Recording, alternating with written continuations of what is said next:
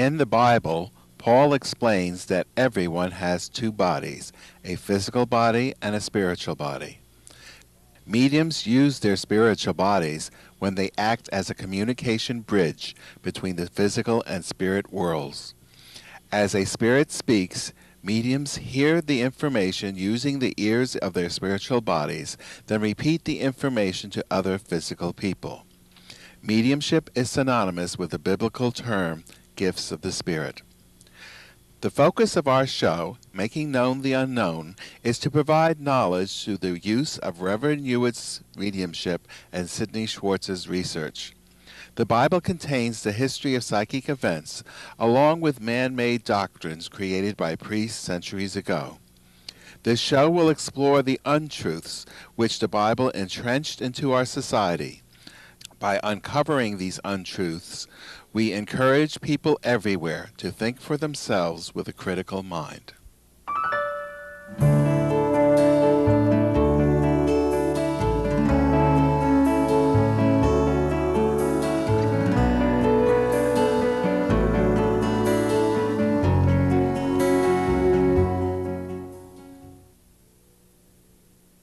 Welcome to Making Known the Unknown.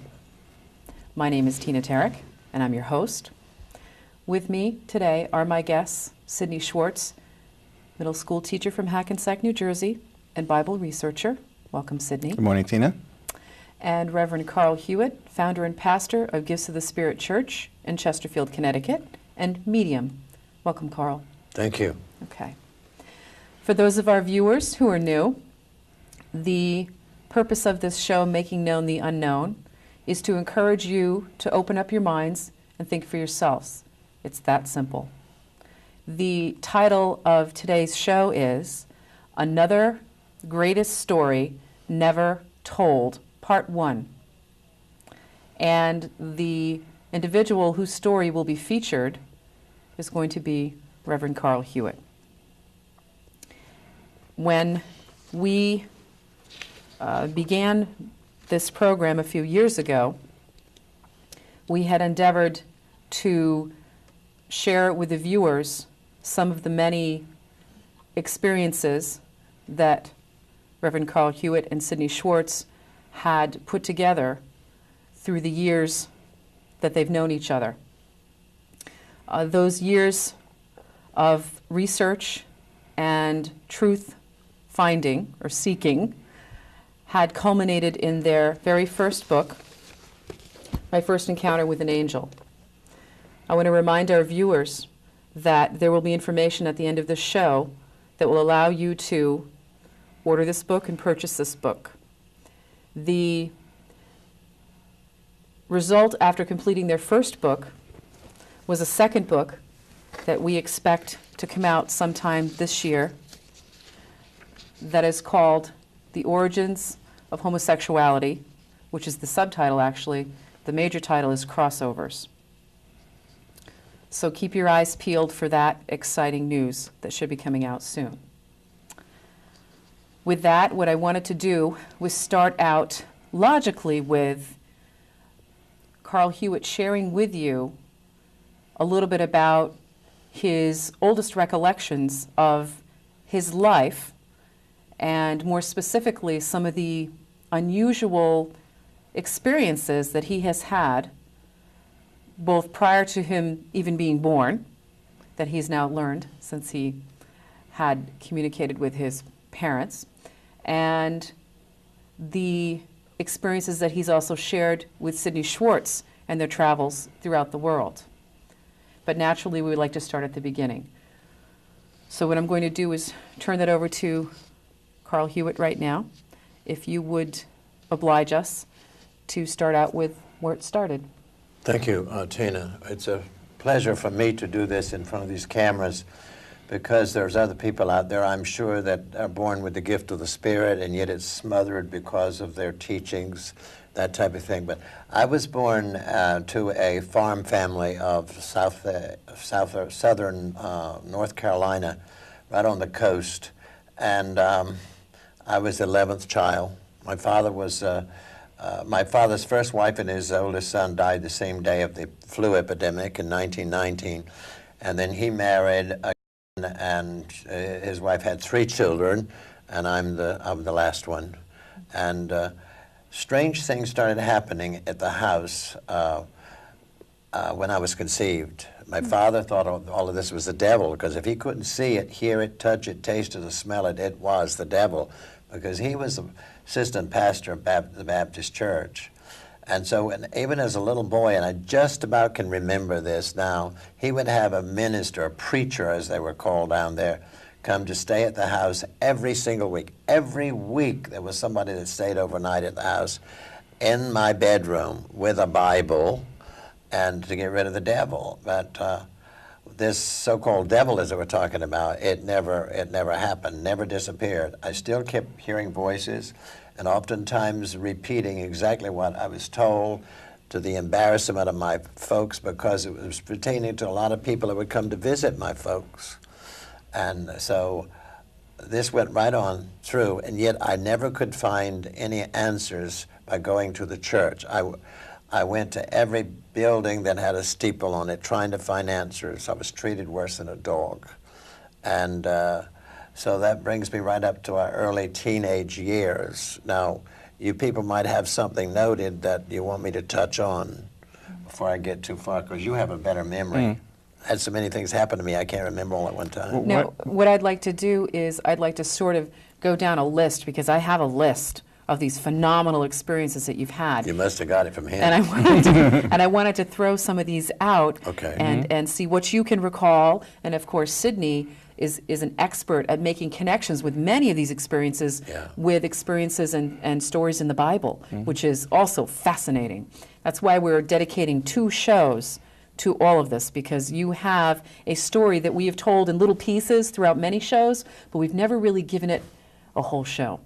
So with that, Sidney, I wanted to ask you, Carl had in his home as a child or before he was born, and you could clarify that, Carl, writing on the wall? What was that about? Well, I believe that happened after his birth. Okay. Before his birth, just as there's stories in the Bible about Mary having visitations and an announcement that she was going to have a very important birth.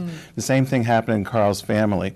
And what happened was that Carl's father had a gramophone, which is one of those old-fashioned phonographs that had the big horns on it. Right. And little cylinders on it. And the little wax cylinders that would play. Edison created that initially.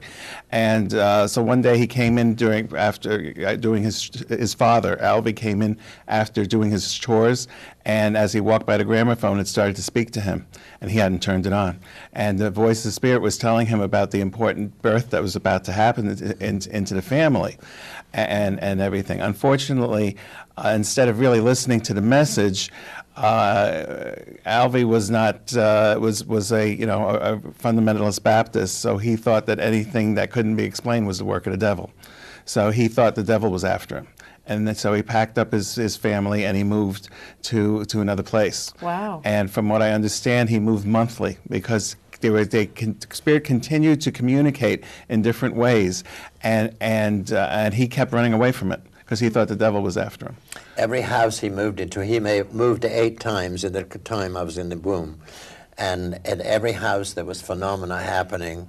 And they were trying to get through to him to let him know that the child that was in the womb is going to be a gifted child when, in his life. And so when my father died in '64, he came back through a medium that I never knew for a trance medium.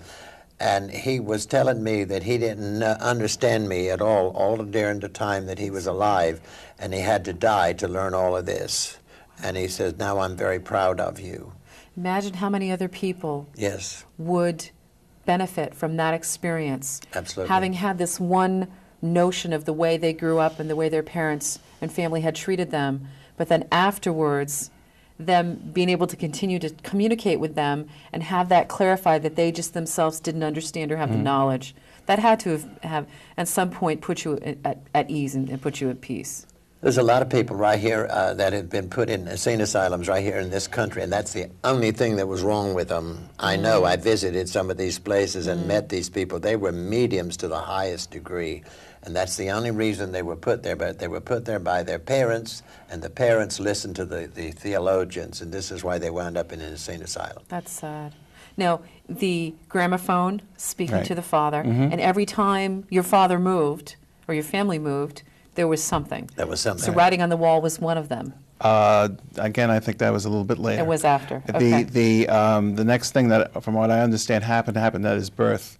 That when Carl was born, first of all, he was born with a veil over his face, which is a symbol of a medium. I believe that has something to do with the placenta. Or I'm not exactly sure Really? what that's about. I've never heard of that. But there is babies who are born with what they call the veil on are usually gifted. Also, the birds started to try to get into the house. There was those, you know the story better than I do about the birds. There was a dove, the grandmother, there Okay. was a dove on the windowsill pecking at the glass trying to get in during the time that I was being born, and that was 5 minutes after 12 midnight.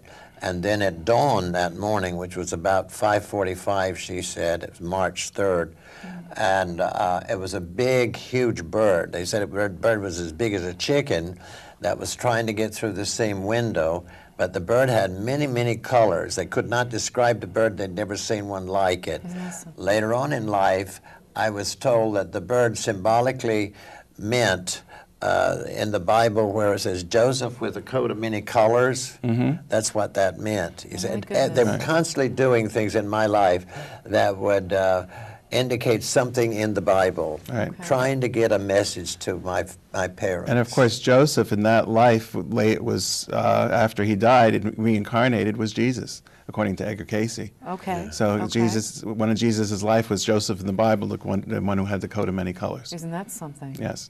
So again, right here, before you were even born, we're making connections with biblical events Right. in history. Okay. What next? Then we come to the writing on the Oh, wall. finally! I want to know about this. Oh, I had not gone to school yet, so I would say I must be 3, 4, 5 years old. Okay. And I'd get up in the morning, and on the wall side of where I was sleeping, there was all these words written on the wall and things, but it was not written in English. And my father certainly didn't understand any other languages. And there was all that talk about the baby, the young'un, as they were called in those days, Yeah. writing on the wall. And then other people would say, well, that's not English, but it's another language. So my father would call it an unknown tongue. But he didn't have any money to hire anybody to come in and interpret, so nobody ever knew what it was. Until I saw this movie a few years ago about Matthew Manning in London, and he went through the same thing when he was a little boy, writing on the walls, even on the ceiling. Yeah. And we've talked about that in other shows, too. Yes. Okay. And just like in the Bible, then in the story of Daniel, in this 5th chapter of Daniel, Right. they talk about the writing on the wall when the king got scared about the message that was left. Nebuchadnezzar. Belshazzar. Nebuchadnezzar was his father. Oh, yeah. Oh, okay. So, this is a type of phenomena that does occur at certain times, and often it's again when the language is written in a foreign language, so that it kind of definitely makes one question, well, how could that be on there? Right. Who could write that? Now, of course, you didn't just have your mother and father that you lived with. You had siblings, too. Brother And you sister. being the youngest, Yeah. I'm wondering if, as you grew up, you remembered all of these events, or were some of these, in fact, told to you afterwards? Well, my half-sister was 18 years old when I was born, and she's the one that was under oath and could never talk to me about any of this. It was only after my mother died, and my mother, only about a year before she died, she contacted me and wanted me to handle her funeral. Well, for a man to handle his own mother's funeral in the South is absolutely unheard of, because the people will come out of the woodwork just to see this, because it becomes a crying jag, if you know what I mean. Yeah. Well, by that time, I understood where my mother was going, and there was no tears in the house. But this particular half-sister, she told me the day after my mother was buried, all of the things that I never knew. I didn't even have to ask them again. She said to me that she was under oath, and she's one of these people who would keep her word. She never mentioned a word to me, and yet I pleaded with everybody in the family to give me some answers. They would walk away and never say, I don't know, I can't tell you, I'm not supposed to tell you, not a word. But the day after, we went out to lunch, and we spent 2 hours. She was filling me in with all of the things that I never could get an answer for. That must have been very frustrating to grow up that way. It was not terrible. have answers. It was terrible because I wanted to know from her the truth why the people in the Baptist church wouldn't allow my mother in it any longer after I was born. They said that she gave birth to the devil, and I was the devil. So I want the viewers to know this. Let me insert this right here in the program. Only reason I'm on this program is because this person here, she was influenced by people from other dimensions, and so was Sid, so were the people in this studio, and myself. We were influenced to do this. We're not getting paid a bit for this. I come here because from what I have been told by those in the other dimensions, I want people to open their mind and think for themselves and understand that there are many dimensions. Jesus said when he was on the earth plane that in my Father's house are many dimensions. I know you people want to correct me on that, but it was the writers that changed those words. They changed it to in my Father's house are many mansions. Jesus did not say that. He says in my Father's house are many dimensions. And the highest dimensions are where the ascended masters go to. And they are the ones that work with me. And I'm not bragging when I say that. I'm nobody special. I'm still the person that I always have been. And I don't walk around with a badge on me, you know, that Jesus me. Yes, Jesus did appear to me. The pictures that you see on this set, they were not done by human hands. They were done by what is known as precipitated art. And he's been communicating with me, and there's one message that I'm supposed to insert right here in this program, of which these two do not know anything about it. That is this. When he died that horrible death and went into the other world, he had not finished his teachings. He was teaching his students the gifts of the Spirit. And so he chose a person still living as the medium. In his day, his name was Saul. The church changed his name to Paul, and they canonized him as a saint. Jesus had to speak to a medium, and it was Saul. And when he told Saul that we are all born with two bodies, we're born with a spirit body and we're born with a physical body. And he wants people to understand this because Saul didn't even know how to write his own name. And he says it's amazing that no one ever asked any questions. What did Jesus teach in the upper room? He taught the gifts of the Spirit, which is what I teach. And he demonstrated it all through that book, the different gifts of the Spirit. And that when you hear of phenomena happening around me, it is the spirit body within me that can be blamed for that, not me physically. Because when I go into that altered state of consciousness and I shut down the physical, it is then that the spirit body kicks in and takes over. This is how it works. So for you people making fun of a person with the gifts of the Spirit, I wouldn't do that if I were you, because you're being observed by those in the higher dimensions. Don't forget, one of these days, you're going to die and you're going to go to another dimension. And I don't think you would want to take that with you. So be careful what you have to say about a medium. Because in those days they were called prophets, seers, oracles, soothsayers, and a dozen other names that was cooked up. And they were also accused of being a work of the devil. It is not the work of the devil because there is no such thing. The very man whose picture is behind me, and I'm talking about Yahshua ben Joseph, which was his Hebrew name, Jesus of Nazareth. He told me that there is no such thing as a devil. It was created by the church. There's no such thing as hell. It was created. That was it. let's go on with your work. Thank you, Carl. Tina, Sid, you go know, ahead. it's interesting that when Carl was very young, he fell into the classic pattern of mediums, and I've done a lot of research about mediums' lives, and the very first psychic event that happened in Carl's life was that his sister died, and he told his mother about it, and his mother went to spank him. She was very outraged that he'd say such a terrible thing.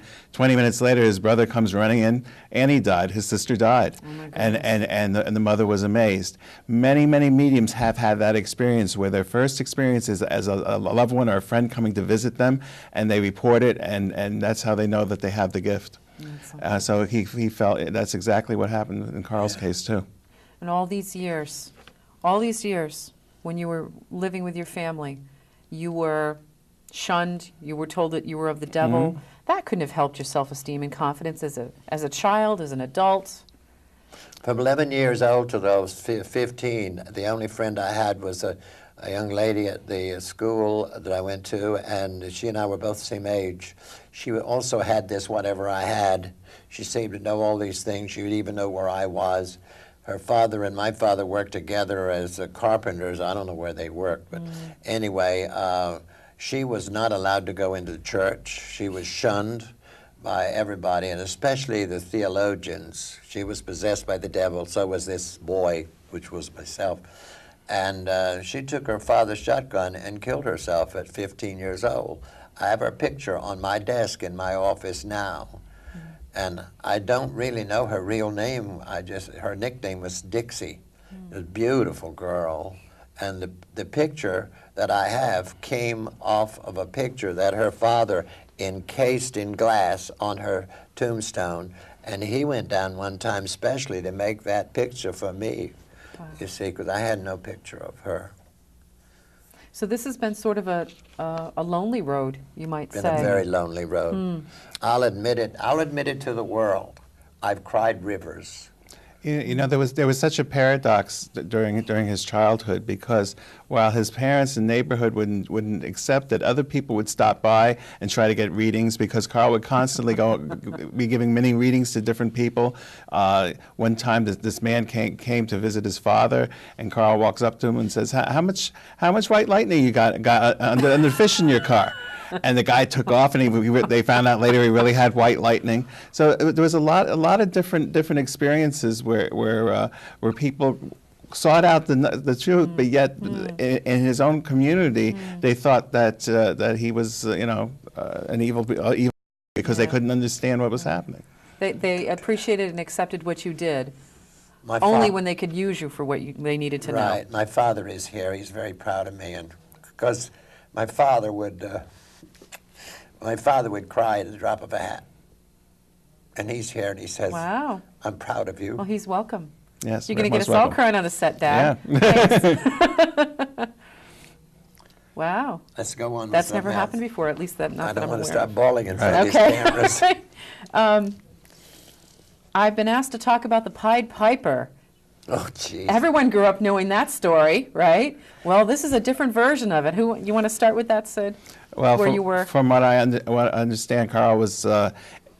I'll skip back just a little bit before that, so people can understand what happened. All right.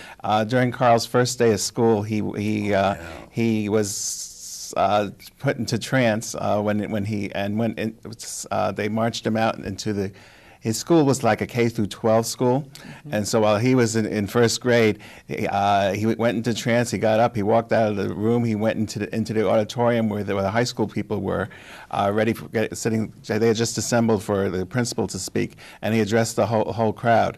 But he was in trance, so he had no idea what he was saying.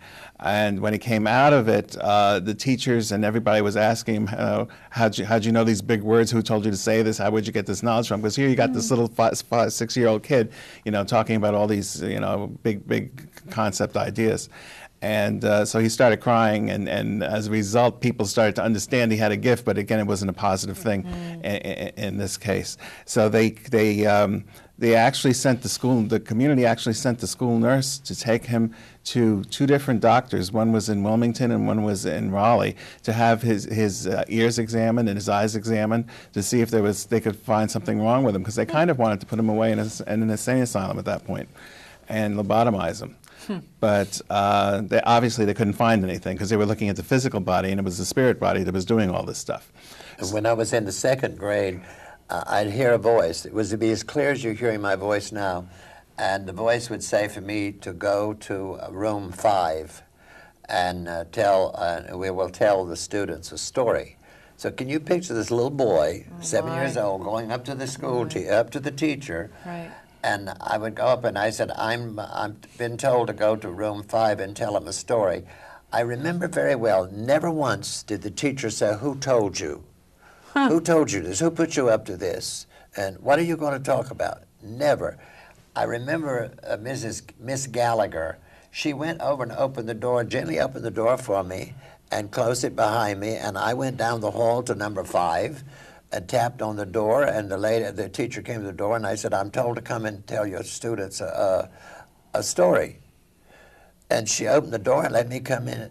No, none of these teachers would ever ask me, who told you this? None of them would. This is spirit controlling that person. Okay.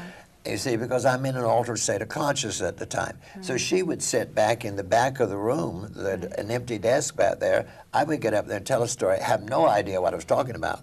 But out on the playground, she and some of these other teachers, you know, that were teaching the classes that I had gone to and tell them a story, they called me over one day, and they were standing in the warm sun. I don't know what time of year it was, in the warm sun side of the building, and they called me over, and the questions they asked me that I figured out later on, they said, who taught you so much about the tigers and the Euphrates River and about the Jordan, the country of Jordan and all of this? It was all of this stuff.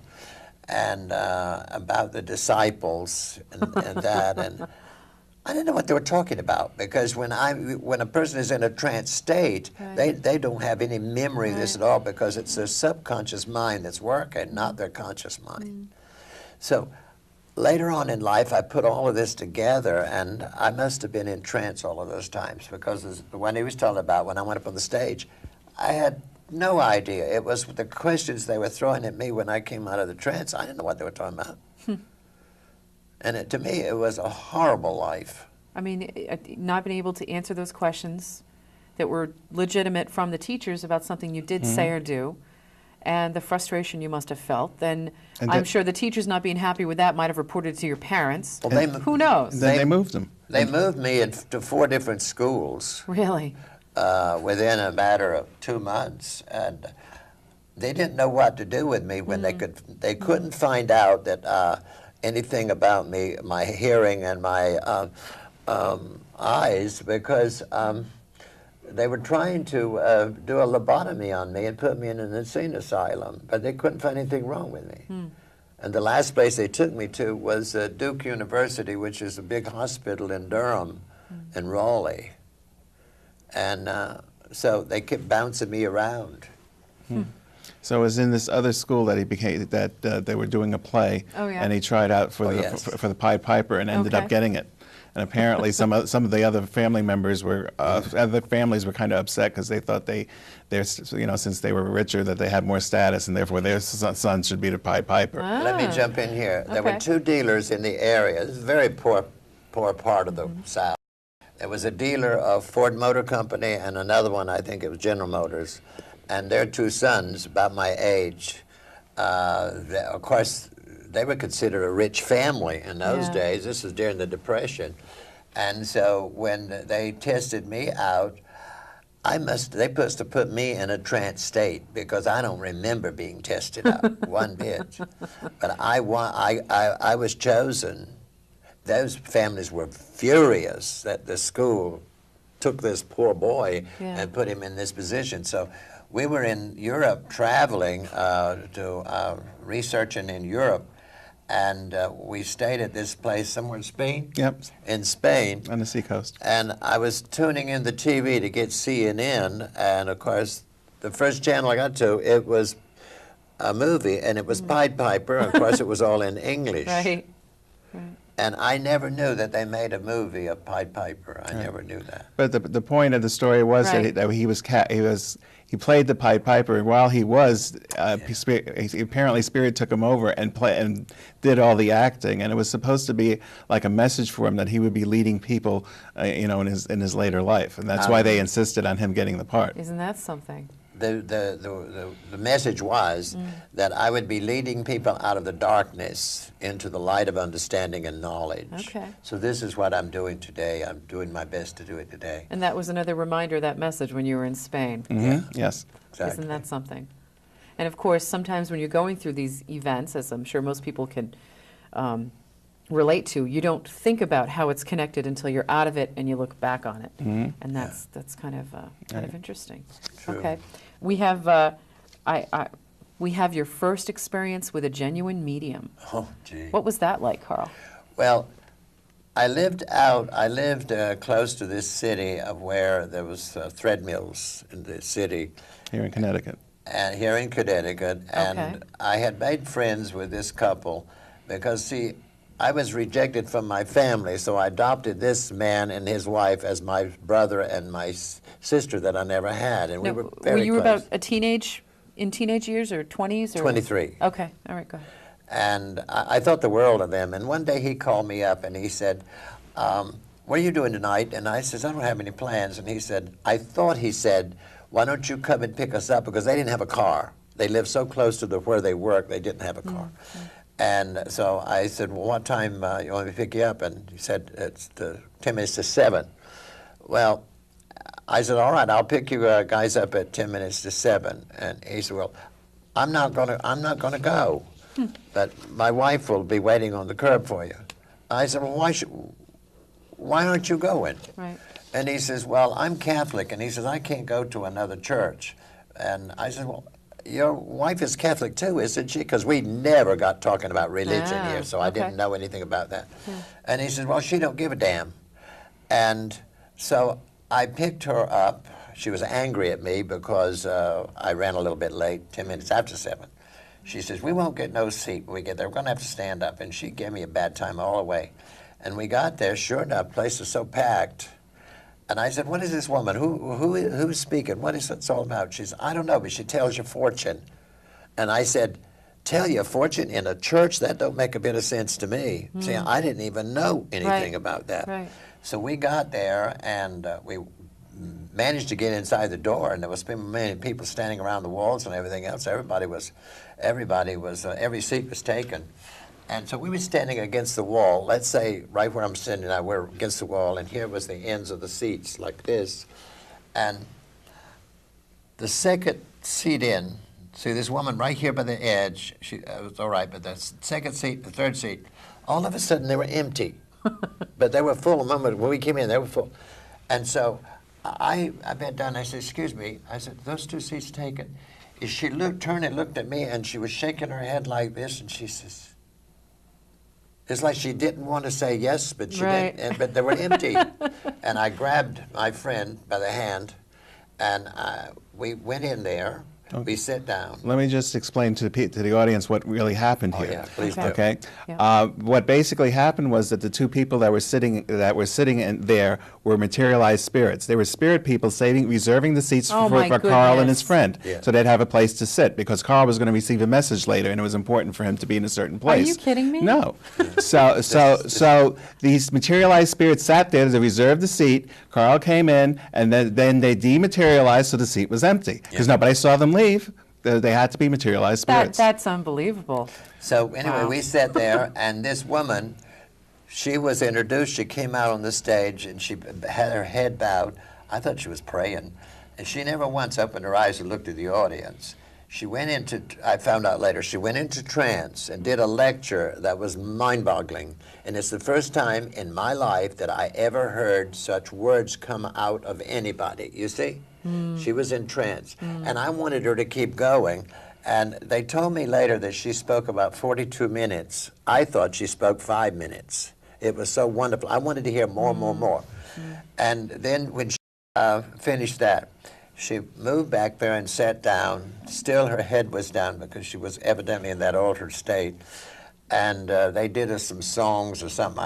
I always say, always these fill-ins. I wasn't impressed with that at all. I wanted her back up there. So when they said she's going to be there again and give messages, this is something I didn't understand.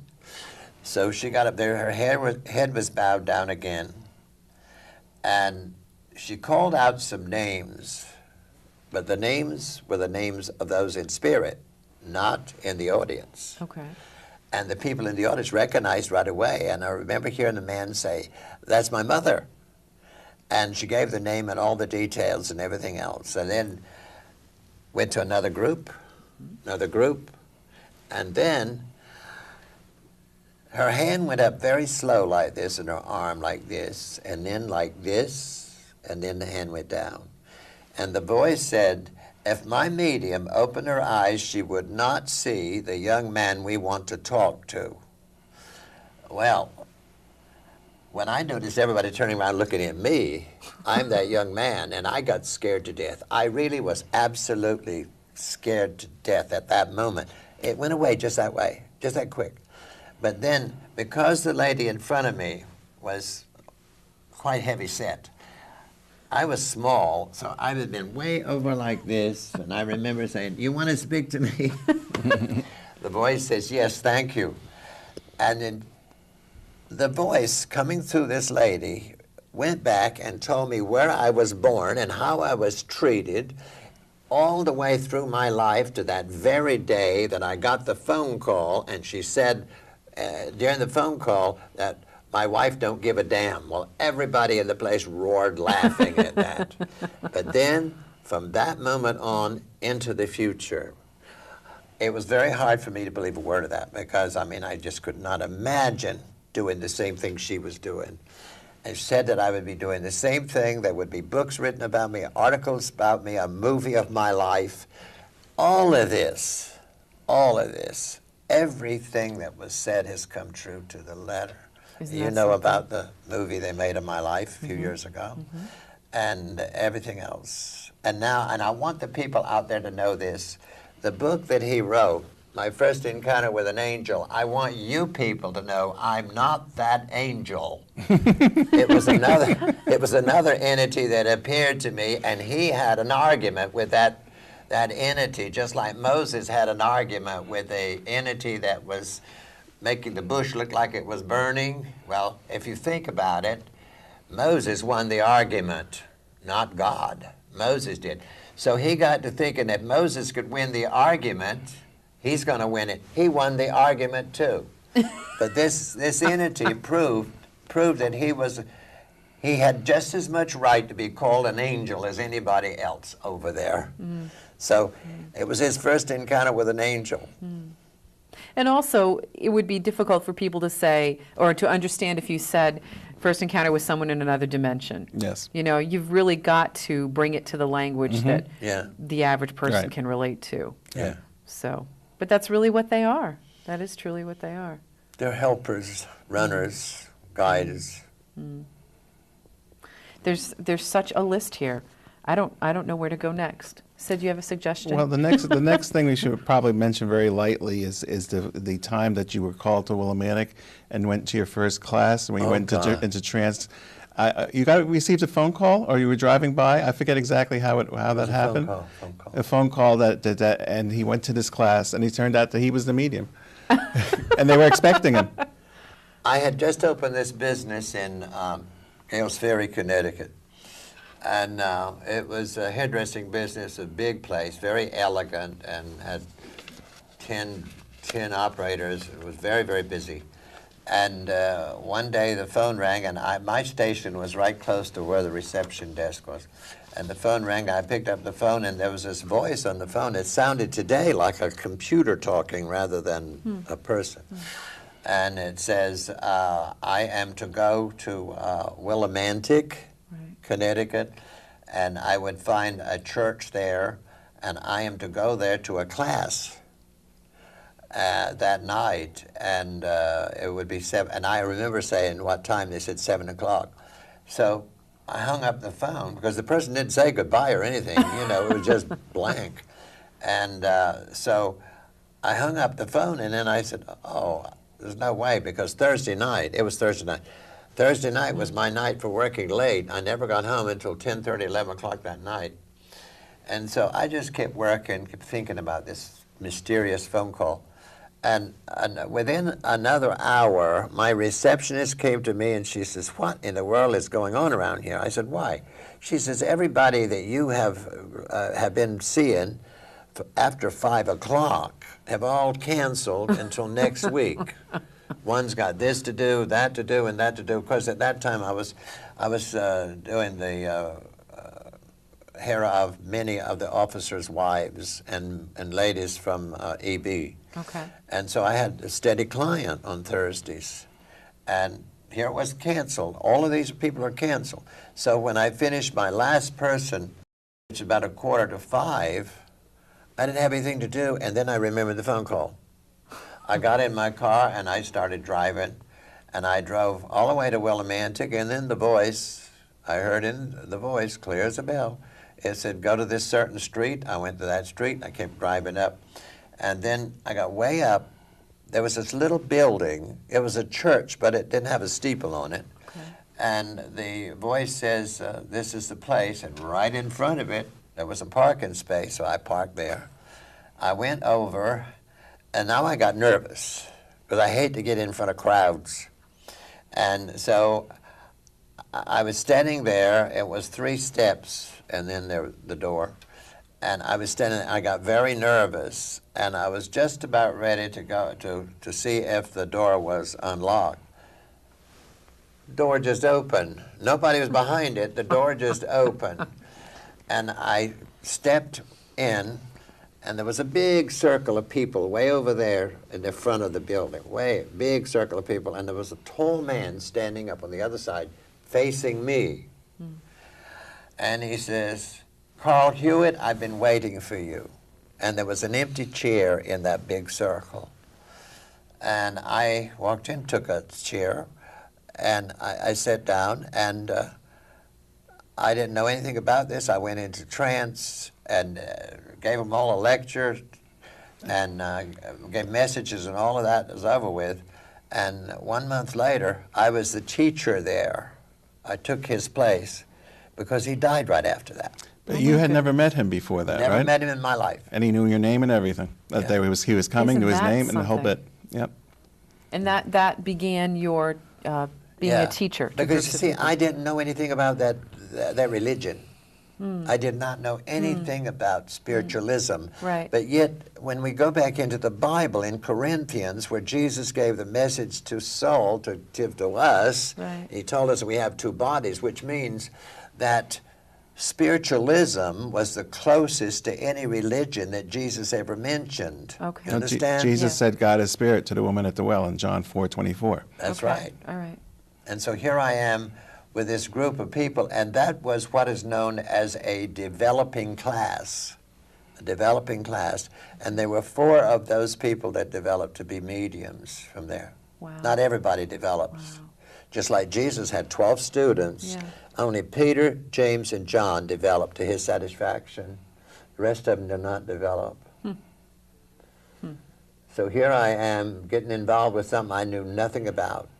And then after that, I heard more voices, and I would ask questions, and it was only back here in the 90s, the 80s, latter part of the 80s, when this person told me who it was, and I said, well, I'm Abraham Lincoln. Because I wanted to know who it was that was talking to me, and Yeah. he wouldn't tell me. Okay. He kept saying it's not important.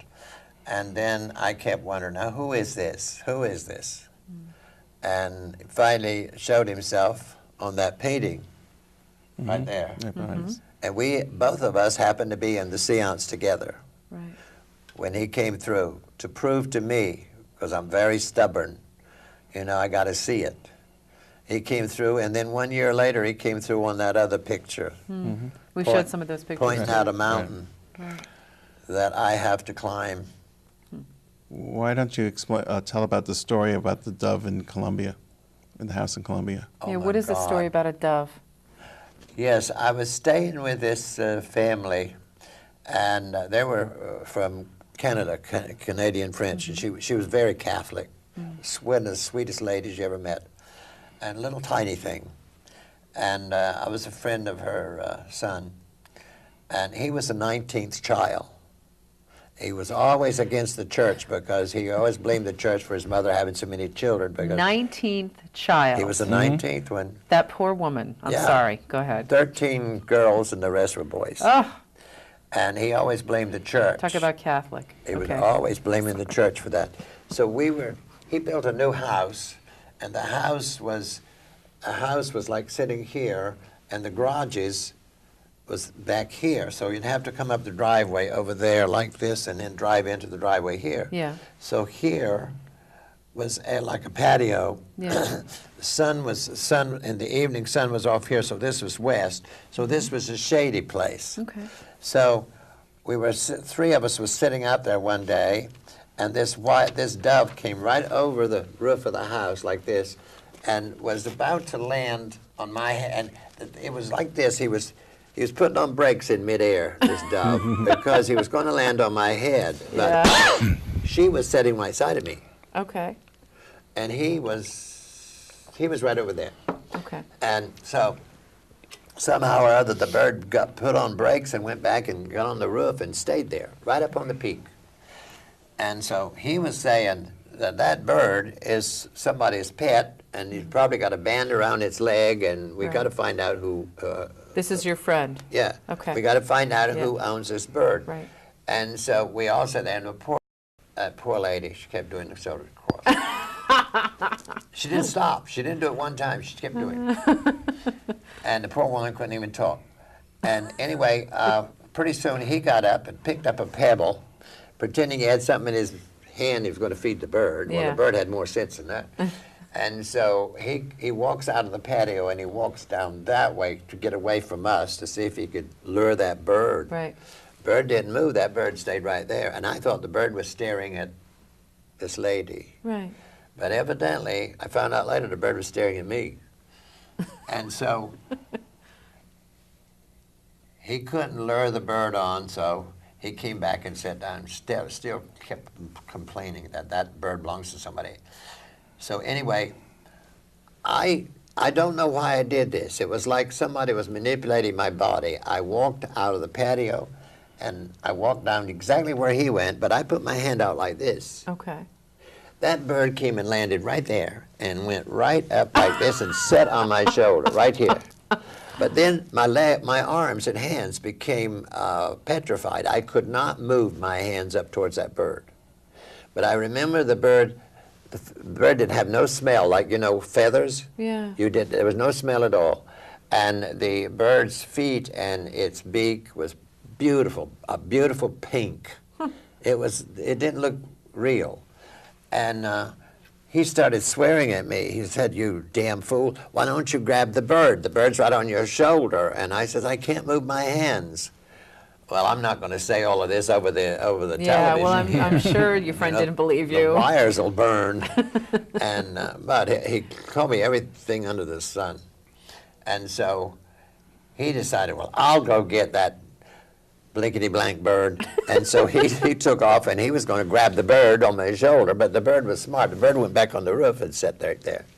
And then I went back and sat down, and he still started. I mean, the air around us was like blue with him and his swearing. And so finally, things quieted down there. Poor old lady was still doing this. And I walked away and went back out there and did the same thing, put my hand up, bird came back. Boom, boom, boom, boom. Again, I couldn't move my hands. You're kidding. And now, if anybody ever been cussed out, I was cussed out twice that day by this guy. And 3 weeks later, the bird left, stayed there all the time. No drop-ins on the roof. He didn't eat any of the food I left at all, not one bit. But 3 weeks later, I went on my first vacation, and I wanted to go down to Roanoke, Virginia, get on Skyline Drive, and go to Asheville. Okay. I love those mountains. It's just gorgeous. And the first overlook that we came to, right over into North Carolina from Virginia, we pulled off to a overlook, And it was there that he was taking movies, 8mm movies of the view towards Tennessee. Mm-hmm. I went over the highway and up top of the hill, way up here. Yeah. There was a big log laying there. It's been there a long time. There was no bark on it, and all names, initials in there, and everything written. And I stood there. It was a perfect day, like 73 degrees, puffy clouds up here. Perfect, perfect day. And I said something that I wouldn't normally say. I said, I wish the whole world could see God's world as I see it. Mm. And I heard a voice said something about that they will because of what you will do. And I turned around, and there was a man standing there in the whitest robe I have ever seen in my life. Up in the mountains. Yeah, but there was no traffic on that road. It wasn't a Hare Krishna? I don't know. They're orange robes. And anyway, he was talking to me there, and for some reason, I didn't question, who are you? Where did you get that rigging that you're wearing and all of this? I mean, for some reason, I didn't come up with that. So I turned around, and I was looking at this one cloud. It looked like it was so close to me, I could have hit it with a stone. And I turned around again to ask him a question. He was gone. I never saw him after that. So I went down that winding road through those trees, back down, and as I came out to the edge of the road, his friend was standing over there like he was winding the camera or putting the film in it. And he says, what's the matter with you? I says, nothing. He says, you look funny. And he wouldn't even let me drive the car. He took the keys away from me. It was my car. Really? But And he drove the rest of the way, and it was nothing but asking me questions. What happened on the mountain? But weren't you told to build a church in that experience, or was that a different one? No, that entity said, I will build a church, a temple, he said, not a church. I will build a temple, and in the temple you will plant seeds of truth on fertile ground. Wow. And that was the first time it was ever told to me. Now, don't you also have an experience with respect to the name of the church? Yes. Didn't you have some travel related? I don't know if Sidney wanted to start with that. Did you bring us a clip? Well, we're going to do that in the next show. Okay, all right, Yeah. go ahead. Yeah, he told me that the building, the temple I would have would be called Gifts of the Spirit, Okay. as found in Corinthians. And if anybody's interested, go into Corinthians chapter 12, and it starts right out. Shall not have you ignorant of the gifts of the Spirit. Now those are Jesus' words. Through him. And the Spirit told me that the writers did not want the public to know that these words came from Jesus. They wanted them to feel they came from Paul. From Paul. Huh.